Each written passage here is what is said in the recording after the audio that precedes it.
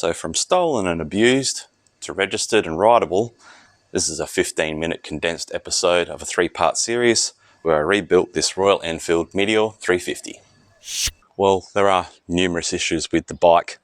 Obviously I pointed out the mirrors are held on by zip ties, ignition drilled out, the gauge is missing its face, the fuel tank's been poorly repainted, there's overspray on everything, there's no rear indicators, there's overspray on the tail light, there's overspray on the headlight, there's overspray on the engine. These fins should be nice and chrome or polished like the other side, and the back seat is a marvel of engineering.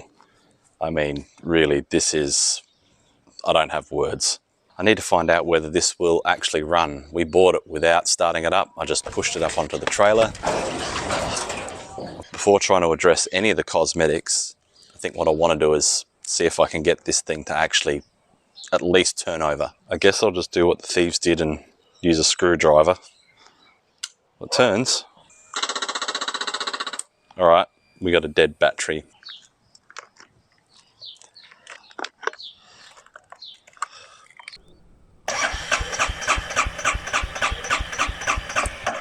All right, so the safety for the stand stopped it from starting. I just wanted to hear it turn over. Yes!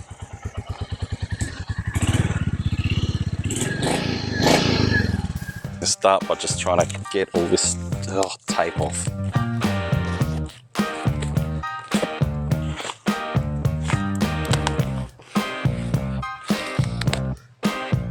Like, you really want that?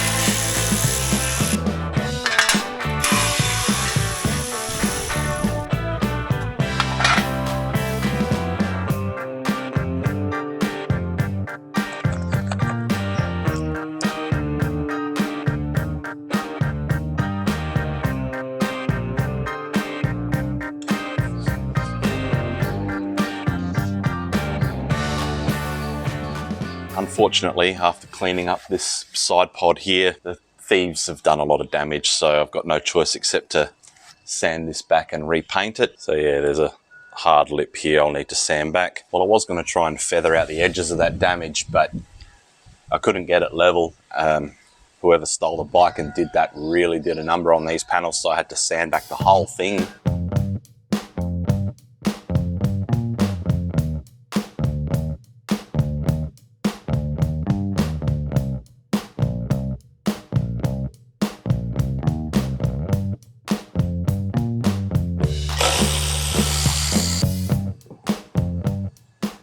So I decided to see how much of the paint I could get off by using a rag and some thinners, and it has revealed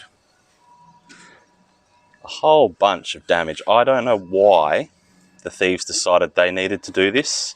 Why didn't they just paint over it as it was? Why did they have to do this? Well, I wasn't intending on taking it back to bare metal, but it was too damaged. I didn't have a choice, so I guess now I'll put some primer on and then the paint.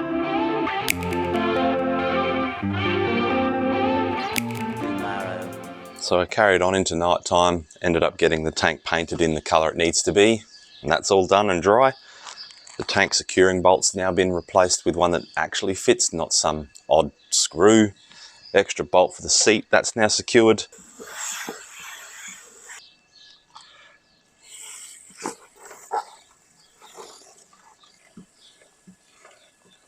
Now I'm going to apply some Motul C5 chain lube. Previously I showed that the entire lock set for the bike had been destroyed because it had been stolen, so the ignition barrel had been drilled out, the fuel cap had also been drilled out, and this side panel lock is completely missing.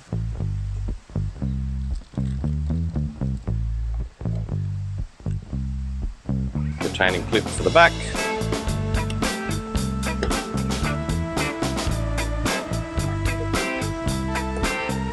secure. Right, ignition barrel removed. Begin. Instrument cluster. Now in the last video I showed this one, had a broken lens, obviously full of water. The LCD didn't work. Once I had pulled it off, I could see that the connectors were very corroded, so obviously it filled right up with water. This gauge here doesn't have mile per hour readings like this one, but that's not important to us here in Australia. What I need to do is change this bracket over to the new gauge, fit it, plug it in, and see if we have a working cluster. Here we are, gauge mounted. I expect it to be a bit unhappy because the fuel tank's not hooked up. There's display, gauge sweep, everything lights up.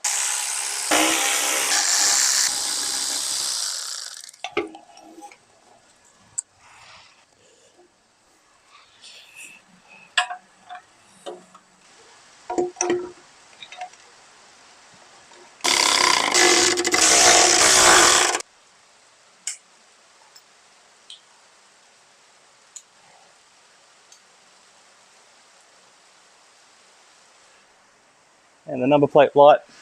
Okay, another job crossed off the list.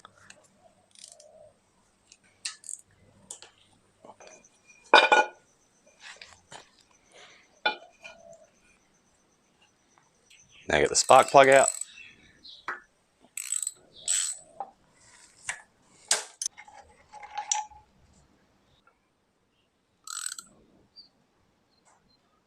So the intake should have 0.08 clearance and the exhaust should have 0.18. 0.08 feeler gauge here. I can't even get that in there. Okay, undo the locking nut. That's pinched in there. We need to open it up so there's light drag, like so. Double check. Yep, still got light drag. That's that one adjusted. Now they're adjusted, can reassemble. Back on with the tank. Super unfun part of getting these hoses back on. Positive engagement for the fuel line. Line the tank up, give him a wiggle.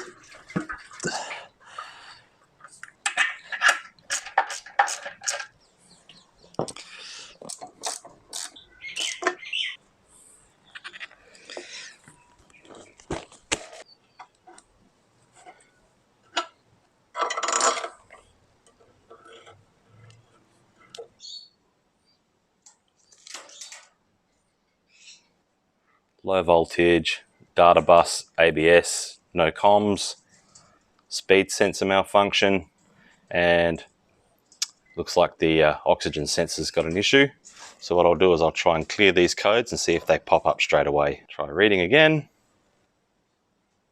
So the ABS has popped straight back up. Okay, so I had to take the seat off in order to get the airbox off, so I could then get the plug off for the ABS. And when I did that, and it might be hard to see, it's actually got a fair bit of water in there. So what I'm going to do is try and clean all that out, give it a good scrub, clean the pins on the ABS module itself. There might be some corrosion there. There's heaps of water in the port.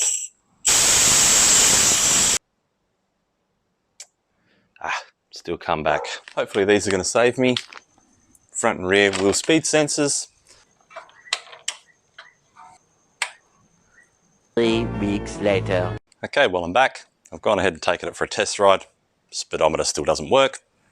So I went ahead, replaced the rear ABS sensor and the front ABS sensor. Speedometer still doesn't work. ABS light's still on. I checked inside the connector for the ABS module and there's water in it again, which is a bit confusing because it's waterproof and it's been undercover. So the only place the water could have come from is inside the module itself, out to the plug, but wasn't able to get past the seal of the plug to weep out. Really good chance that ABS module is toast. So I've ordered another one. So that means I've got to get the seats off and the side panels off, maybe the fuel tank to get enough room to actually work on it. So back to pulling it apart again. Now, based on what I can see on the replacement module is there's one bolt on the bottom and one on the side. I'm going to try and take those two off to then get the module out. Obviously, I need to disconnect the lines as well.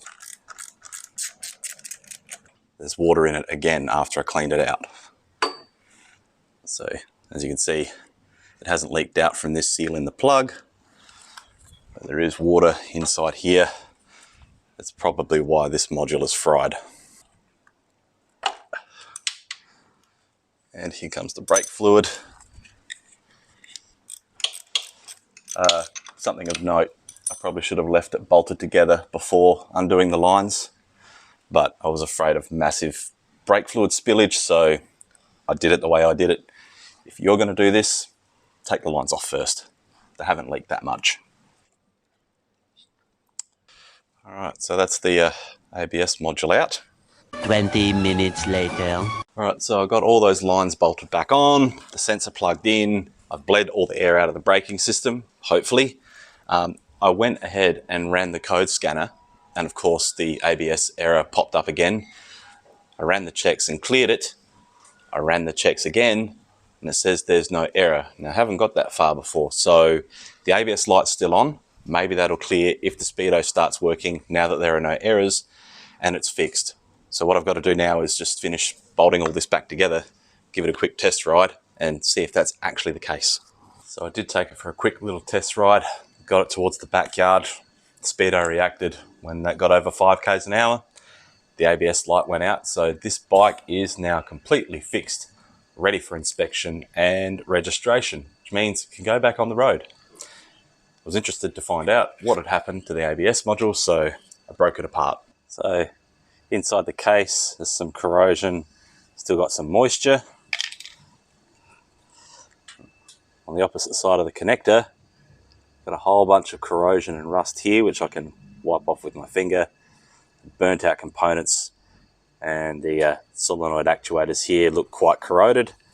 So the water that got in there did destroy this completely, and that's why this is no longer any good. Well, through the magic of YouTube, snap forward, and I'm dressed a bit nicer because past its roadworthy, and this bike is now registered. So finally, this stolen, broken Royal Enfield Meteor 350 is allowed to legally ride on the road again, and there's no issues. When the test started, it threw an engine light.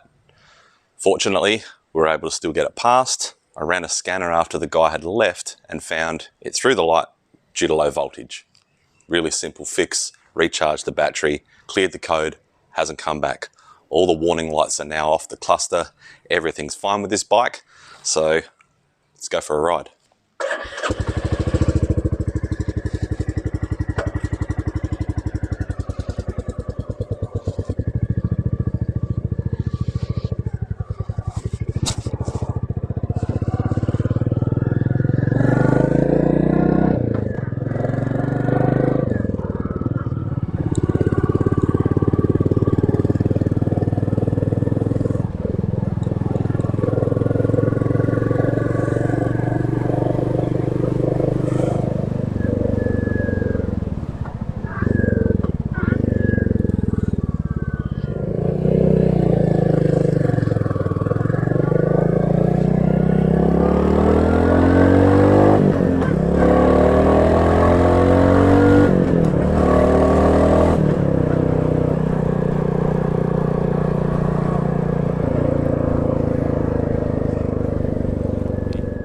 Really nice, comfortable daily riding bike. So I guess that means this is kind of the end of... Okay, wait a minute. If this bike's finished, that means we get to talk about how much it costs. That's my job. I've got a list here of all the parts it took to get this bike fixed and back on the road. The mirrors, instrument cluster, ABS module, the seat. There'll be a whole list scrolling here, hopefully, showing you all those expenses. The grand total is $1,945.58, including the $800 purchase price of the bike. Yeah, sorry about that. Usually when I finish a build, the accountant likes to show up and attempt to ruin my day, but it seems like I didn't do too bad on this one, to be honest. Getting the bike up and running and back on the road for under $2,000 in this market here at least is really good. In conclusion, I guess the Royal Enfield is now complete. Probably won't see it anymore on the channel. So thanks for watching this build, and I hope you stick around to see a few of the others I work on in the future. So as always, thanks for watching, and I hope to see you in the next one.